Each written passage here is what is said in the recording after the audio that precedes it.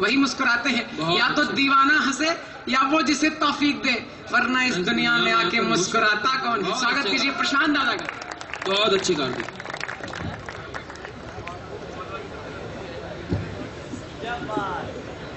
स्वागत है प्रशांत। अभी तो बात कुछ भी नहीं है। देश के सबसे महंगे कवि हैं हमारी उम्र की, हम तारीफ करना भूल गए थे।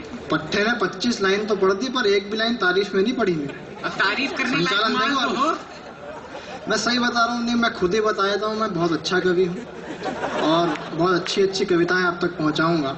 यकीन मानना, मैं जिस धारा का कवि हूँ आज इस मंच पे, उस धारा का मैं अकेला कवि हूँ। और आपको लगे मैं पहला छंद पढ़ता हूँ, मुझे उससे समझ में आ जाएगा कि आप मेरे से देशभक्ति कितनी देर सुनना चाहते हैं, मेरे से संस्कारों की बात कितनी देर सुनना चाहते हैं। मैं केवल पहले छंद से अंदाजा लगाऊंगा। मध्यम भैया शेर छंद सुनना, पहली पंक्ति से उठाइएगा। मैं निवेदन करता हूँ कि कविता पे तालियां ना मिलती कभी भी, और इस मंच पे खड़ा हूँ, मेरी उम्र देखना 21 साल, बीटेक फाइनल ईयर का हूँ आप जैसा, और इस मंच पे खड़ा हूँ तब जाके 4 पंक्तियां पढ़ता हूँ। क्यों खड़ा हूँ कि कविता पे तालियां ना मिलती कभी भी, और इतनी दुआएं वाह ही नहीं मिलती। हाथ मेरी माँ का मेरे सर पे ना होता यदि, मुझे इतनी सी भी कमाई नहीं मिलती। हाथ मेरी माँ क्या होती है मित्रों? माँ ये तालियां कमजोर है मेरे लिए। क्या होती है मित्रों? माँ एक दृष्टांत सुन लीजिएगा। एक बार नर्सरी क्लास चल रही थी, टीचर ने नर्सरी क्लास के बच्चों से कहा कल सब बच्चे मुझे स्वर्ग से मिट्टी ला कर देंगे। बच्चों ने पूछा यार स्वर्ग से मिट्टी कैसे लाई जाएगी? टीचर ने कहा मुझे ये सब नहीं पता, मुझे कल स्वर्ग की मिट्टी चाहिए। अगले दिन सब बच्चे वापस आ गए। टीचर ने वापस पूछा कौन कौन स्वर्ग से मिट्टी लाया मुझे बताओ। किसी ने हाथ नहीं खड़ा किया। एक मासूम सा बच्चा खड़ा हुआ, जी मैं लाया हूँ स्वर्ग से मिट्टी। टीचर ने कहा मैंने तो मजाक में कह दिया था, स्वर्ग से मिट्टी तो कोई भी नहीं ला सकता, बता तू ये मिट्टी कहाँ से लेकर आ गया? बच्चे ने बड़ी मासूमियत से उत्तर दिया मैं ये मिट्टी अपनी माँ के पैरों के नीचे से लाया हूँ। मैं तब पंक्तियां पढ़ता हूँ, देखना चाहता हूँ आप लोग दूर रह करके अपने माँ बाप को कितना याद करते हैं कि कविता पे तालियां न मिलती कभी भी, और इतनी दुआएं वाह ही नहीं मिलती। हाथ मेरी माँ का मेरे सर पे ना होता यदि, मुझे इतनी सी भी कमाई नहीं मिलती। ढूंढने चलूं तो सच आपको बता रहा हूँ। चौथी पंक्ति संभालना एक बार पूरा सदन। ढूंढने चलूं तो सच आपको बता रहा हूँ, मुझे खुद की ही परछाई नहीं मिलती। देख लिए महंगे पहन कर सूट पर, माँ की गोद जैसी गरमाई नहीं मिलती।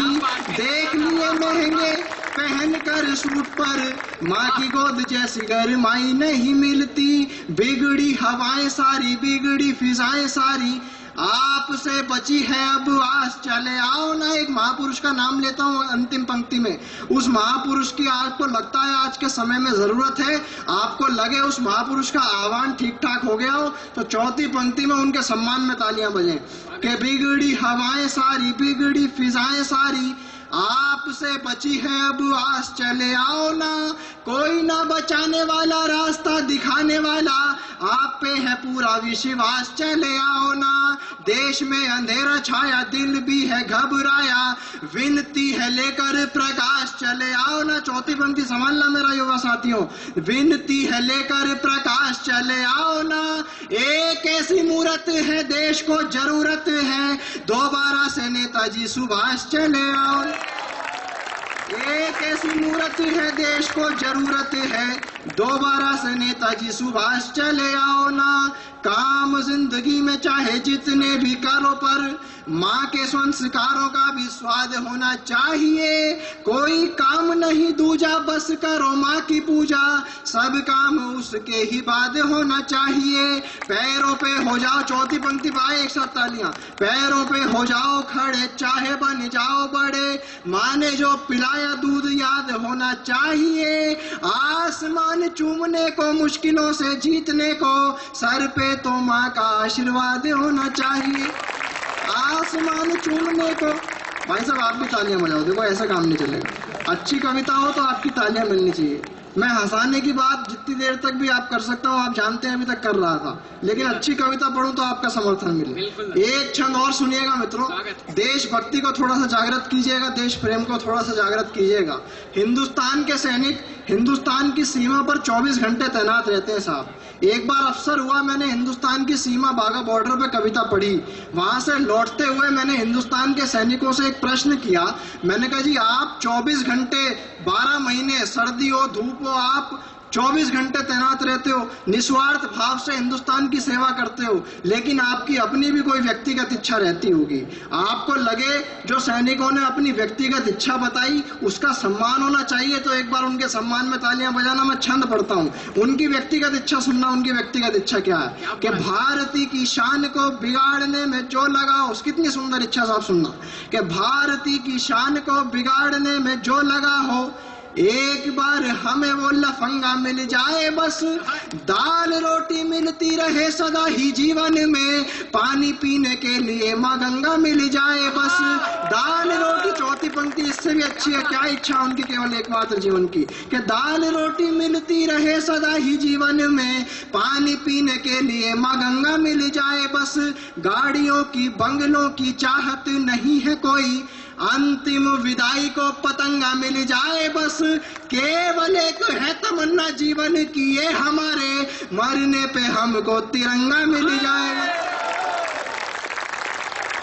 भारत माता की।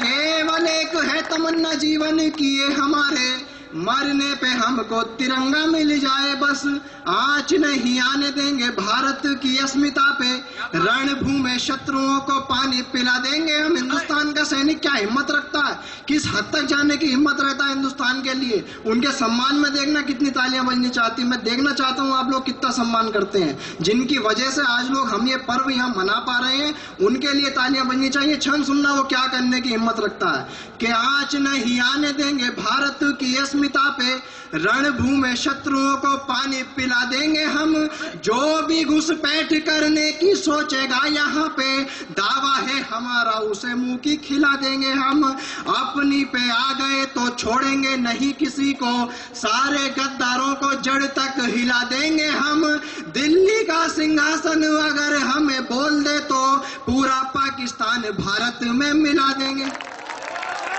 दिल्ली का सिंहासन अगर हमें बोल दे तो पूरा पाक। बहुत शुक्रिया। अगर समय हो तो 3 मिनट की कविता पढ़ दूं भैया। अमन भैया आपके लिए समय है। आपने मुझे हिम्मत दे दी है मित्रों, एक संस्कारों की कविता मैं आपके बीच में पढ़ना चाहता हूँ। अमूमन मैं जब भी कॉलेजेस के कवि सम्मेलन में जाता हूँ तो मैं ये गीत नहीं पढ़ता,